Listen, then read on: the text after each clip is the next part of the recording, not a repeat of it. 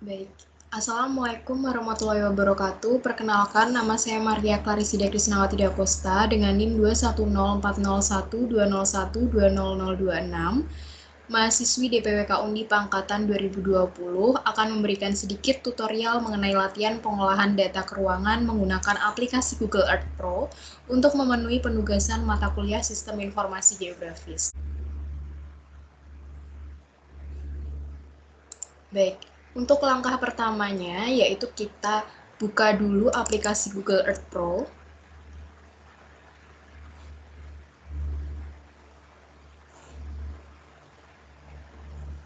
Berikut adalah tampilan Windows Google Earth Pro. Google Earth Pro di sini digunakan untuk survei data lapang, di mana data yang akan saya survei adalah berupa data fasilitas sarana di Desa Buntar. Fasilitas itu dapat dicari pada search box yang ada di sini, yang ada di kiri atas. Untuk fasilitas pertama yang akan dicari adalah fasilitas pendidikan berupa SD. Klik search. Di Desa Buntar ini, fasilitas pendidikannya hanya terdiri dari SD dan juga TK. Untuk SD di Desa Buntar, untuk memarking data bisa dengan klik nama SD-nya. Selanjutnya kita pilih add place mark untuk menandai atau memarking datanya. Tempatkan pada posisi yang benar dan sesuai. Setelah itu kita ganti namanya pada kotak dialog Google Earth New Place Mark, diganti menjadi SDN1 Buntar. Kemudian klik OK.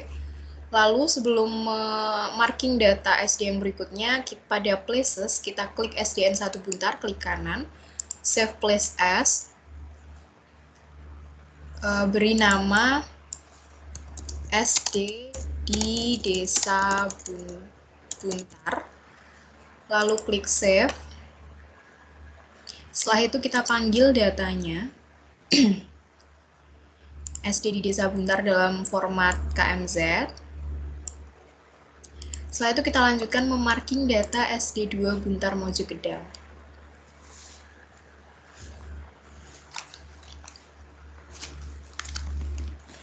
Baik, berikutnya dengan langkah yang sama, add place mark, lalu tempatkan pada sekolahnya. Kita ganti namanya menjadi SDN2. Kemudian klik OK. Karena SD-nya hanya 2, maka pada places tadi, pada KMZ yang sudah dipanggil tadi, kita klik kanan, kita save place as, kita ganti namanya menjadi SD di Desa Buntar Fix. Kemudian klik save. Lalu yang berikutnya kita bisa memanggil fasilitas pendidikan berupa TK. Untuk SD ini bisa di delete terlebih dahulu. Kemudian kita cari fasilitas pendidikan berupa TK di Desa Buntar.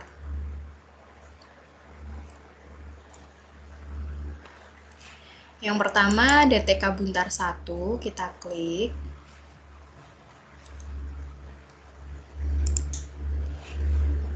Lalu kita add place mark, kita tandai tempatnya.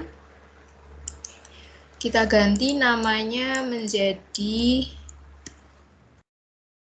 TK Buntar 1, lalu klik OK. Selanjutnya, klik kanan pada TK Buntar 1, save place as, menjadi TK di Desa. Kemudian klik save. Lalu dipanggil data TK Desa Buntar. Oke. Berikutnya kita marking data di TK Buntar 2. Add place mark lagi. Kita marking datanya TK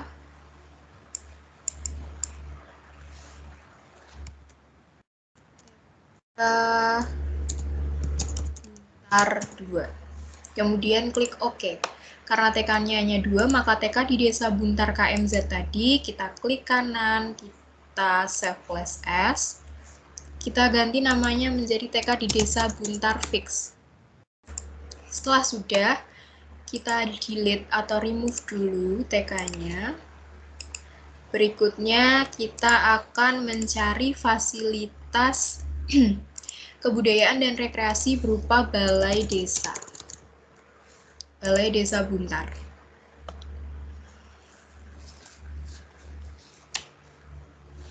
Kita add plus mark lagi.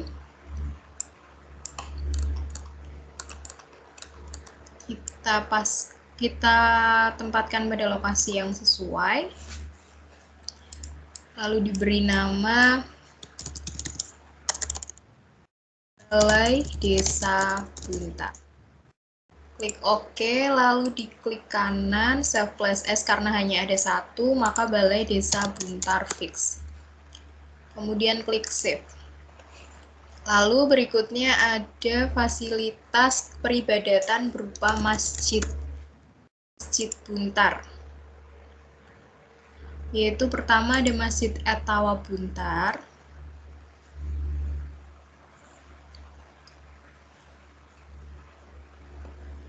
Kita klik add place mark. Kita tempatkan sesuai dengan posisinya. Lalu kita ganti namanya menjadi Masjid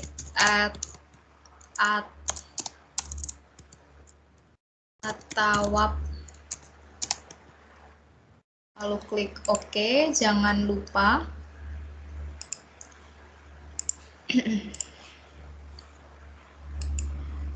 masjidnya kita save plus S terlebih dahulu, lalu diganti menjadi Masjid di Desa Buntar. Kita panggil dulu datanya.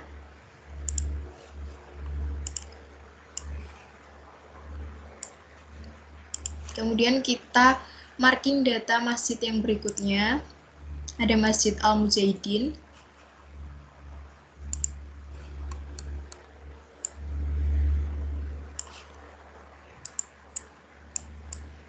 Kita ganti namanya. Klik OK, lalu ada Masjid Kasentanan.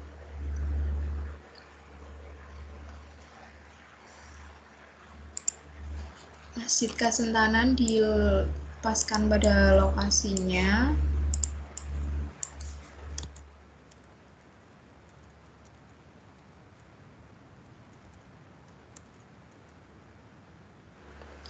Lalu klik OK.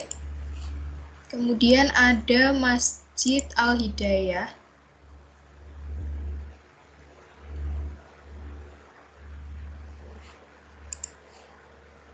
Kita add plus mark lagi. Kita ganti namanya menjadi Masjid Al-Hidayah. Klik OK. Lalu ada lagi Masjid Al-Jariyah.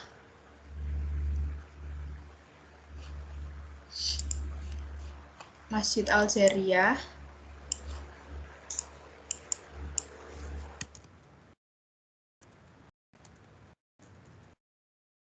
Klik OK, kemudian ada lagi Masjid Al-Mu'min.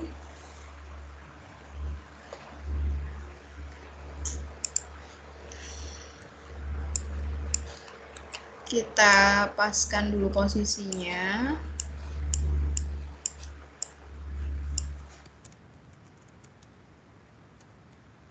Al-Mu'min. Lalu ada Masjid Al-Amin.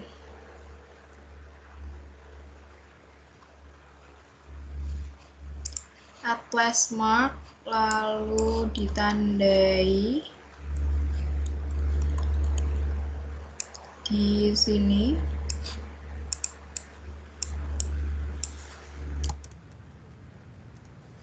Al-Amin. Klik OK, Oke, lalu yang terakhir ada Masjid Mahnas Pintu Bahrun.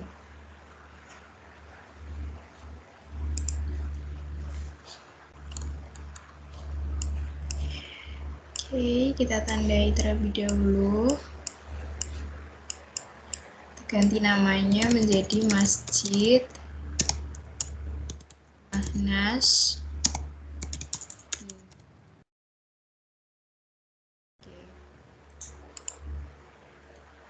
Oke, karena sudah habis masjidnya, kita klik masjid yang KMZ, Save Place As, lalu kita ganti nama menjadi Masjid di Desa Buntar Fix, lalu dengan Save As type-nya jangan lupa KMZ, lalu klik Save.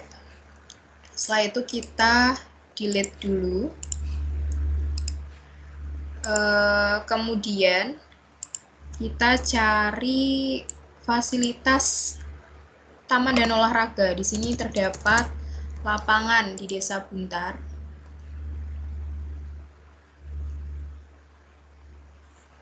Yaitu ada satu lapangan, kita add place mark. Nih, kita ganti nama menjadi lapangan. Oke, lalu klik kanan, save place as, lapangan di Desa Buntar fix karena hanya satu. Kemudian kita delete lagi dan fasilitas yang terakhir adalah fasilitas perekonomian berupa perdagangan dan jasa seperti warung.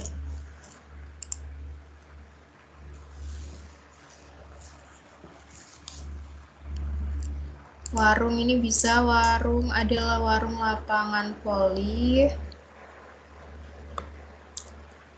Add place mark, kita tandai.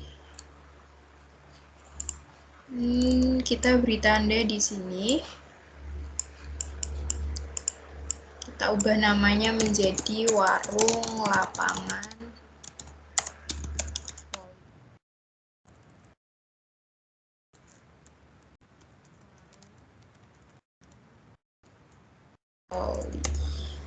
Kemudian klik OK, jangan lupa diklik kanan terlebih dahulu, lalu klik Save Place As, warung di Desa Buntar, lalu klik Save, lalu kita masukkan dulu, kita panggil datanya, warung di Desa Buntar. Oke, kemudian kita lanjutkan untuk memarking data warung berikutnya, yaitu warung pecel Bu Puniem. Kita marking datanya, ganti namanya menjadi warung pecel Bu Puniem. Klik OK, lalu ada warung Kopi Lekto. Warung Mijowo ini tadi adalah warung lapangan voli, jadi sama, tidak perlu di marking. Kemudian ada warung Kopi Lekto. Kita marking dengan add place mark. Kemudian kita posisikan tempatnya, lalu kita ganti namanya menjadi warung Kopi Lekto. Klik OK, kemudian ada soto sapi Bu Surati.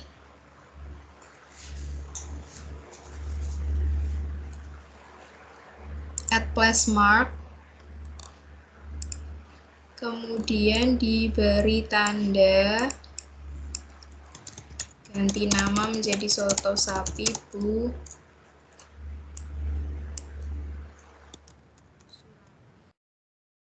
Dan klik OK. Lalu ada Wianto Somai Ikan. Add place mark lagi, kemudian kita posisikan sesuai dengan tempatnya, lalu diganti menjadi warung Wianto Somai Ikan. Klik OK. Lalu lanjut lagi ada warung Hananto.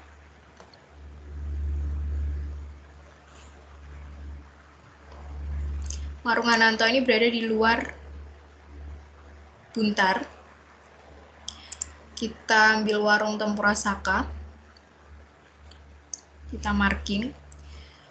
Jadi desa Buntar adalah desa yang terdapat di dalam garis merah. Garis merah di sini berupa batas administrasi dari desa Buntar. Untuk mengetahui bahwa batasan dari desa Buntar itu hanya sebatas garis merah tersebut. Ini diganti namanya menjadi warung Tempura Saka. Klik OK. Lalu ada sudah habis karena nilainya di kecamatan lain. Karena warung sudah habis, maka klik warung di desa Buntar, kita klik kanan save plus as, lalu kita ganti namanya menjadi warung di desa Buntar fix, lalu klik save. Kemudian karena fasilitas-fasilitasnya sudah kami cari, sudah dilakukan survei lapang berupa fasilitas di Desa Buntar, maka untuk menampilkannya, titik-titik persebarannya, kita bisa menampilkannya pada aplikasi QGIS.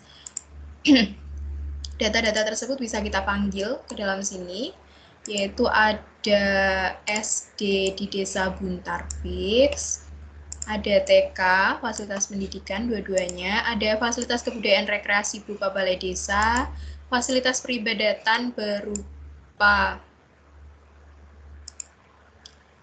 masjid, kemudian ada lapangan di Desa Buntar, dan ada warung di Desa Buntar. Berikut adalah titik-titik persebarannya. Untuk mengetahui apakah ini berada di dalam wilayah cakupan lingkup atau lingkup Desa Buntar, caranya adalah dengan menampalkan SHP dari Desa Buntar itu sendiri, seperti ini.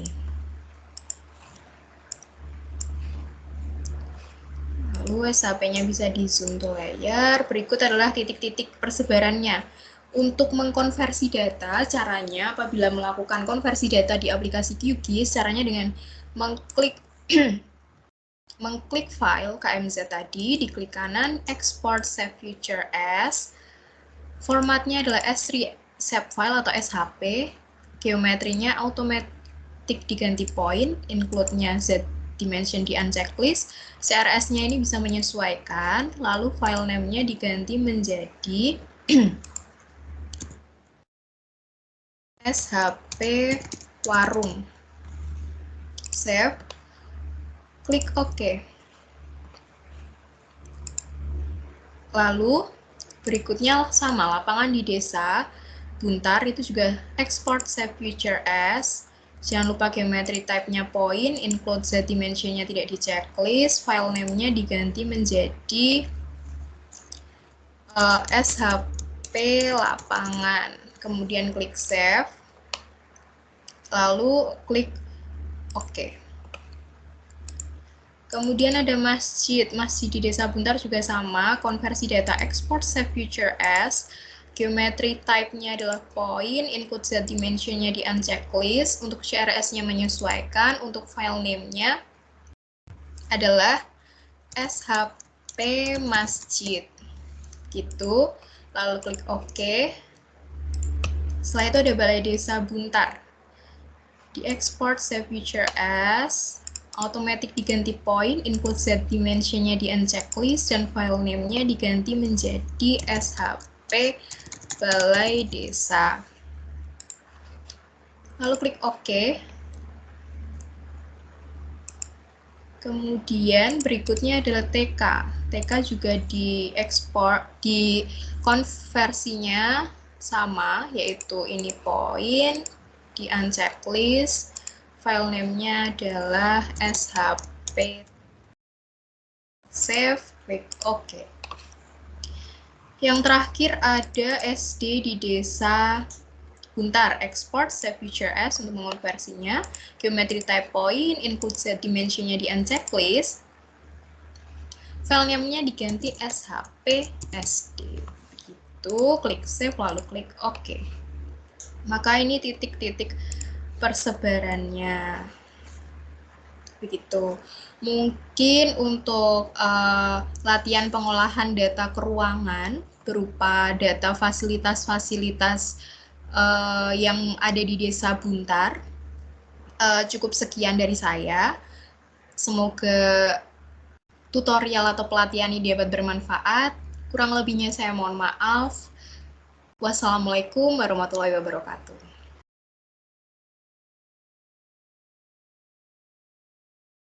Assalamualaikum warahmatullahi wabarakatuh. Perkenalkan, saya Maria Clarisida Kisnawati Dakosta dengan NIM 210401201200026, mahasiswi DPWK Undip Angkatan 2020, akan memberikan sedikit tutorial mengenai latihan pembuatan peta tematik kondisi kependudukan di wilayah studi saya, yaitu di Kecamatan Mojogedang dan Kecamatan Tasikmadu, dengan menggunakan software ArcGIS untuk memenuhi penugasan mata kuliah Sistem Informasi Geografis pada semester 4.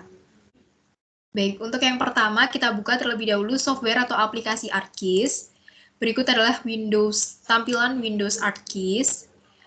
Kemudian, langkah selanjutnya adalah kita masukkan SHP dari peta dasar, yaitu peta dari wilayah studi Mojogedang dan Tasikmadu.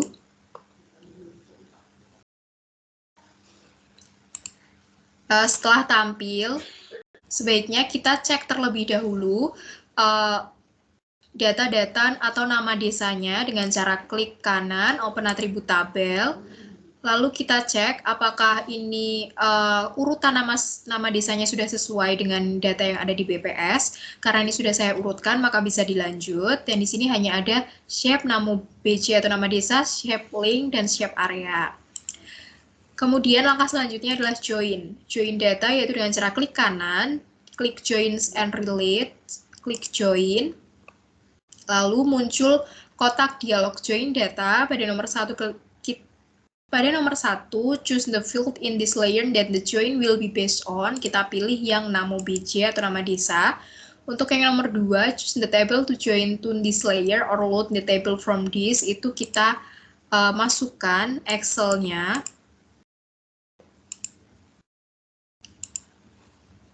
Lalu kita add. Setelah itu yang nomor 3, choose the field in the table to base the join on. Ini secara otomatis akan terisi nama BJ atau nama desa sesuai dengan data nomor 1 dan nomor 2. Untuk join option, tetap diklik keep all record, lalu klik OK. Sebelum kita mengklasifikasikan berdasarkan kependudukan atau kondisi kependudukannya, kita bisa mengecek terlebih dahulu data-data yang terdapat di atribut tabel pada admin Mojogedang Tasikmadu setelah dilakukan join, yaitu klik kanan, open atribut tabel. Lalu bisa dilihat bahwa di sini sudah terdapat tambahan kolom yang berupa luas, ada luas, ada elevasi, ada penduduk, jumlah penduduk, ada laju pertumbuhan penduduk, ada podens di sini adalah kepadatan penduduk, SR adalah sex ratio, pra-KS adalah prasejahtera masyarakat, KS1 sejahtera masyarakat 1, KS2, KS3, KS4, dan jumlah sudah bertambah setelah dilakukan join. Lalu kita klasifikasikan dengan cara klik kanan, pilih properties. Data kependudukan kali ini yang akan saya klasifikasikan adalah kepadatan penduduk. Lalu muncul kotak dialog layer properties, pilih simbologi, kemudian pilih bagian quantities, pilih graduated color. Untuk value-nya kita pilih yang podens. Podens di sini adalah kepadatan penduduk. Kemudian label di sini bisa diformat dengan klik kiri format labels. Lalu untuk kategorinya berupa numerik dan roundingnya adalah number of decimal places, bisa diganti menjadi 0 desimal. Lalu klik OK, apply, dan OK. Maka di sini sudah dapat dilihat pengklasifikasian kepadatan penduduk yang terdapat di wilayah studi saya, yaitu di Kecamatan Mojogedang dan Kecamatan Tasikmadu. Kemudian bisa dilihat nama-namanya, yaitu seperti ini. Ada 5 kelas atau 5 pengklasifikasian kepadatan penduduk, di mana kepadatan penduduk tertinggi itu ada di Desa Ngijo dan Desa Papahan dengan range data jumlah kepadatan penduduknya sebesar 2859 hingga 3451. Mungkin cukup sekian tutorial dari saya, semoga dapat bermanfaat, kurang lebihnya saya mohon maaf. Terima kasih dan wassalamualaikum warahmatullahi wabarakatuh.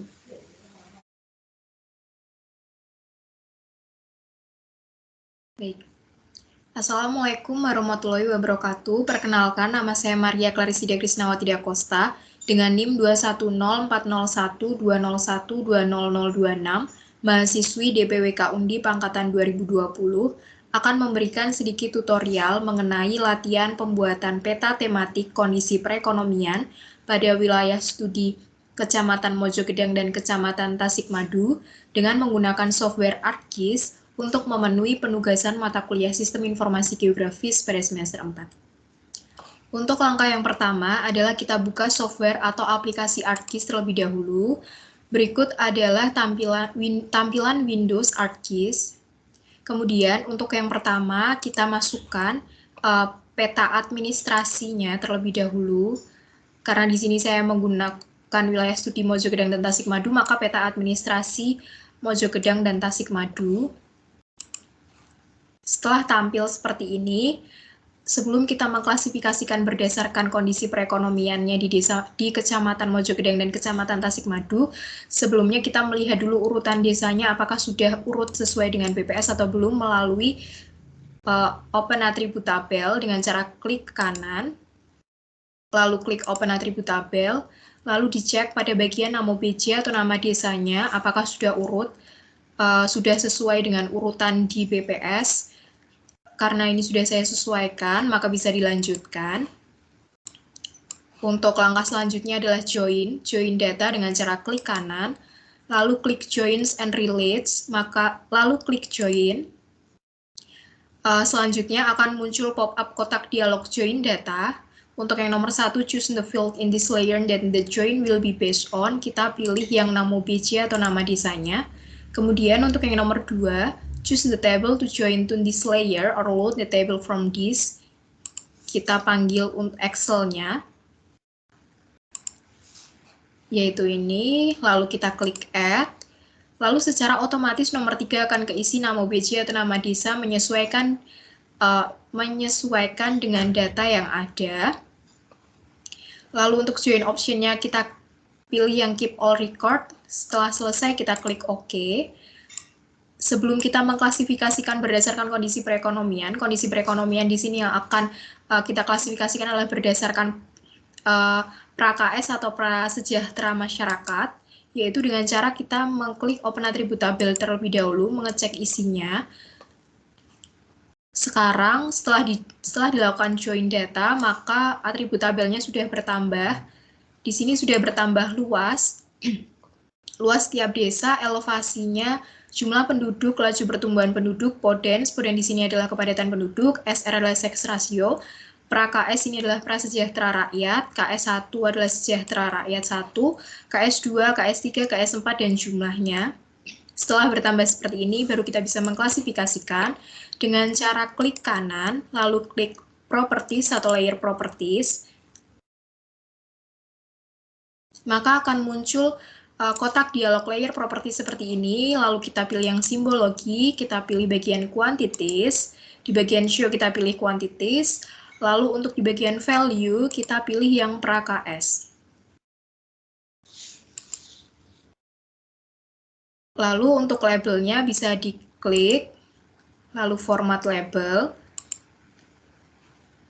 kategorinya numerik, dan in rounding number of decimal places-nya bisa diganti menjadi 0. Selanjutnya klik OK. Setelah itu bisa diklik apply dan OK. Maka ini merupakan klasifikasi kondisi perekonomian di Kecamatan Mojogedang dan Kecamatan Tasikmadu berdasarkan tingkat prakesejahteraan masyarakatnya atau masyarakat yang mengalami kesulitan dalam memenuhi kebutuhan dasarnya. Di sini bisa dilihat berdasarkan label. Di sini terdapat beberapa desa yang masih tergolong tinggi dalam tingkat kondisi perekonomiannya atau tingkat pra-KS, tingkat prakesejahteraannya, yaitu terdiri dari Desa Karangmojo, Desa Kaling, Desa Gaum, Desa Kaliboto, dan Desa Kedung Jeruk yang berada pada kelas tertinggi, yaitu pada range 159 sampai 204 jumlah penduduk yang masih mengalami kesulitan untuk memenuhi kebutuhan dasar atau masih tergolong miskin. Selain melalui pengklasifikasian dengan warna atau color, bisa juga diklasifikasikan berdasarkan simbol. Dengan cara klik kanan, klik properties. Setelah itu akan muncul kotak dialog layer properties, klik simbologi. Pada bagian show kita klik quantities, lalu kita pilih graduated symbol. Pada graduated symbol ini value-nya bisa dipilih yang pra-KS. Pra-KS di sini adalah bisa diartikan juga tingkat kemiskinan. Lalu kita klik apply dan klik OK. Maka di sini akan digolongkan desa-desa mana saja yang tergolong memiliki tingkat kemiskinan tinggi hingga memiliki tingkat kemiskinan rendah. Di sini yang memiliki tingkat kemiskinan rendah atau tergolong keluarga, termasuk dalam keluarga yang sejahtera, ada Desa Wonolopo, Desa Kalisjira, Desa Pandean, Desa Buran, dan juga Desa Suruh. Yang selain itu berada di klasifikasi kelas kesejahteraan tinggi maupun sedang. Mungkin cukup sekian tutorial dari saya, kurang lebihnya saya mohon maaf, semoga bisa bermanfaat. Terima kasih dan wassalamualaikum warahmatullahi wabarakatuh.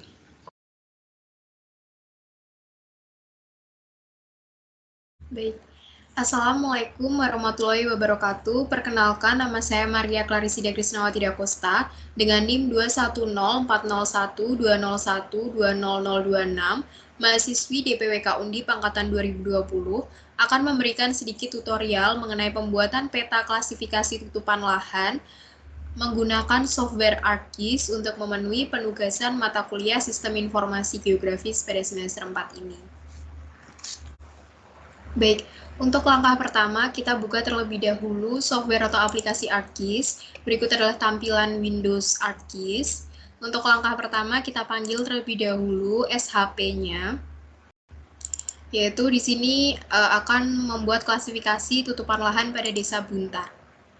Kita input.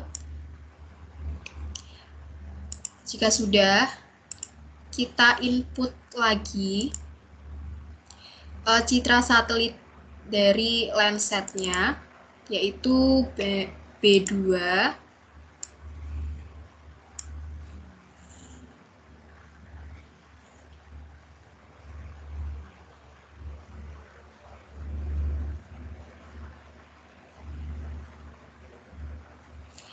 Kemudian B3.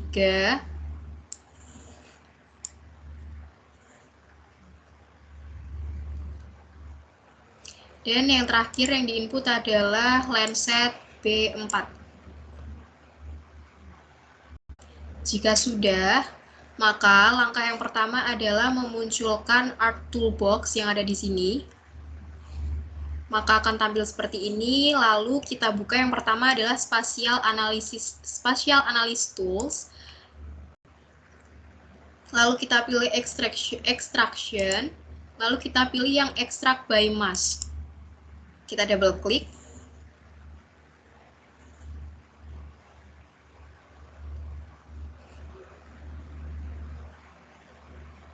Maka akan muncul pop-up kotak dialog Extract by Mass. Untuk input rasternya, kita pilih urut dari B2. Ini adalah proses extraction-nya. Kita tunggu terlebih dahulu.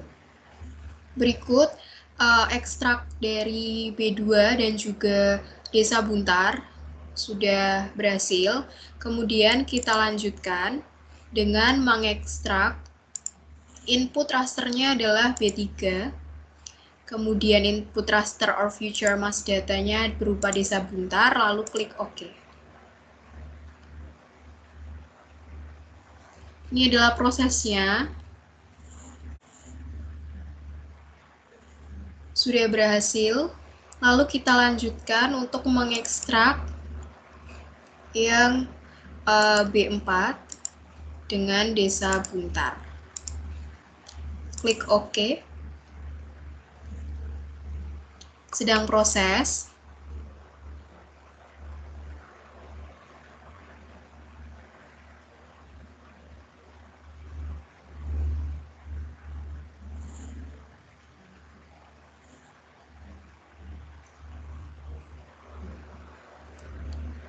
Baik, maka ini sudah selesai ekstraknya. Lalu langkah selanjutnya adalah kita buka di Arc Toolbox lagi. Kita buka di bagian Data Management Tools.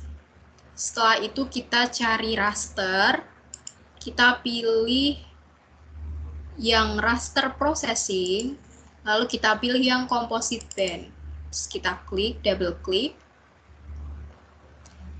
Lalu akan muncul pop-up kotak dialog seperti ini. Untuk input rasternya kita masukkan yang urut, yaitu band 4, 3, dan 2. Karena band 4 tadi diekstrak paling terakhir, berarti band 4 adalah yang ekstrak TIFF 12. Lalu band 3 TIFF 11, dan band 2 yang TIFF 10. Lalu klik OK.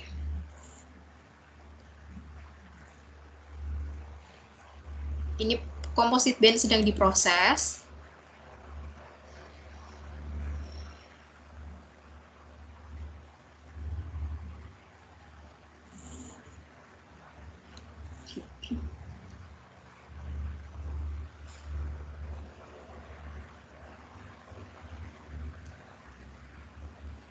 Baik, kemudian composite band-nya sudah, maka kita unchecklist band yang masih terchecklist ini untuk hanya menampilkan composite band-nya saja. Seperti ini composite band-nya. Kemudian kita lakukan pengklasifikasian tutupan lahan. Dengan langkah yang pertama adalah kita klik Customize. Kita pastikan pada extension, kita klik extension. Setelah kita klik extension, maka muncul pop-up kotak dialog extension. Kita pastikan bahwa semua yang ada pada extension ini sudah terchecklist. Kemudian kita close, lalu kita buka customize lagi, kita pilih toolbar. Pada bagian toolbar jangan lupa mengaktifkan image classification di checklist. Kemudian classification akan muncul seperti ini, lalu kita siap untuk mengklasifikasikan tutupan lahannya. Yaitu kita klik bagian draw polygon, kita pilih yang draw circle, lalu kita klasifikasikan, jangan lupa klik training sample manager terlebih dahulu, seperti ini. Lalu setelah itu kita klasifikasikan berdasarkan tutupan lahannya.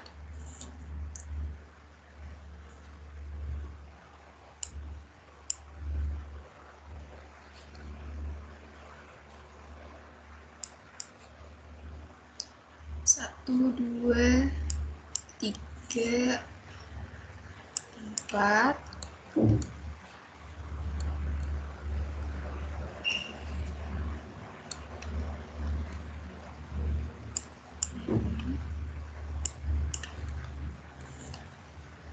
6.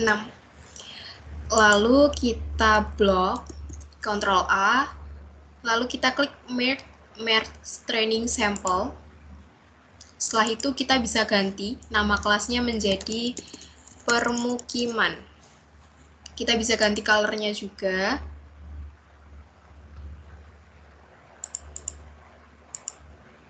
Menjadi warna kuning. Setelah itu kita klasifikasikan yang berupa sawah.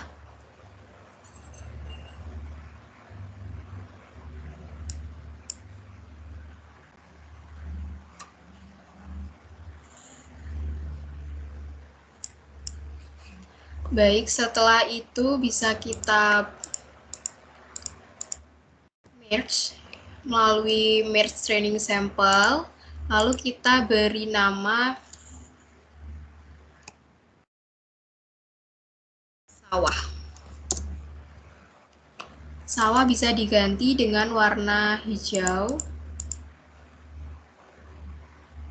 Hijau seperti ini. Lalu berikutnya kita mengklasifikasikan ini, yaitu ruang terbuka hijau.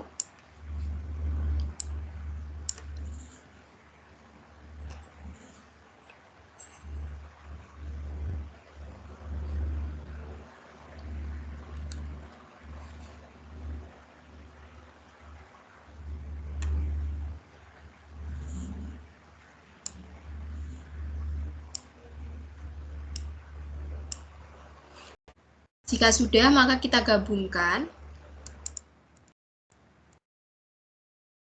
Merge training sample lagi dengan nama ruang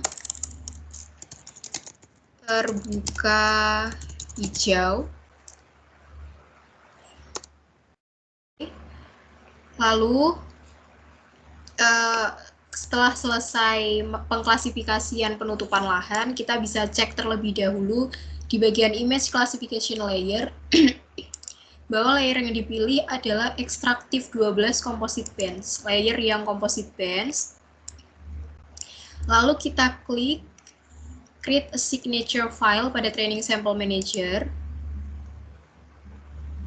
Maka akan muncul seperti ini untuk menyimpan. Kita ganti namanya menjadi tutupan lahan. Kemudian klik save.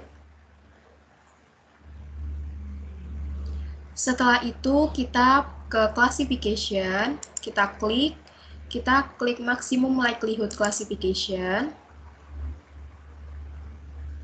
Setelah itu akan muncul pop-up kotak dialog maximum likelihood classification. Untuk input raster bands-nya kita pilih yang extractive 12 composite bands bagian sini.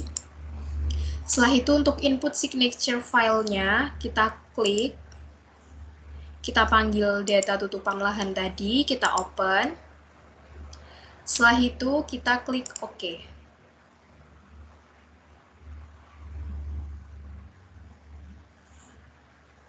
Sedang proses untuk maximum likelihood classification-nya.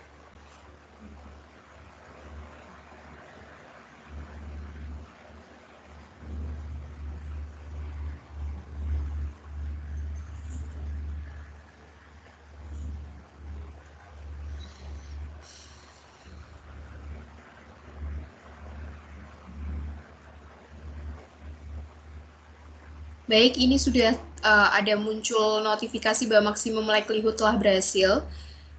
Setelah itu, untuk menghilangi lingkaran bulatan-bulatan saat kita mengklasifikasi tadi, kita klik lagi di bagian Clear Training Sample.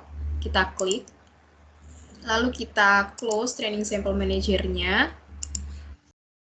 Baik, berikut adalah peta klasifikasi tutupan lahan di Desa Buntar.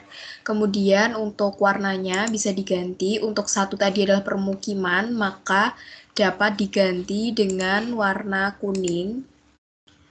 Lalu untuk yang kedua tadi adalah sawah, bisa kita ganti dengan warna hijau, hijau yang lebih muda. Kemudian yang terakhir adalah RTH atau ruang terbuka hijau, bisa kita ganti dengan warna hijau yang agak pekat. Seperti ini. Maka ini adalah hasil akhir dari peta klasifikasi tutupan lahan. Mungkin cukup sekian tutorial dari saya. Semoga dapat bermanfaat. Kurang lebihnya saya mohon maaf. Wassalamualaikum warahmatullahi wabarakatuh.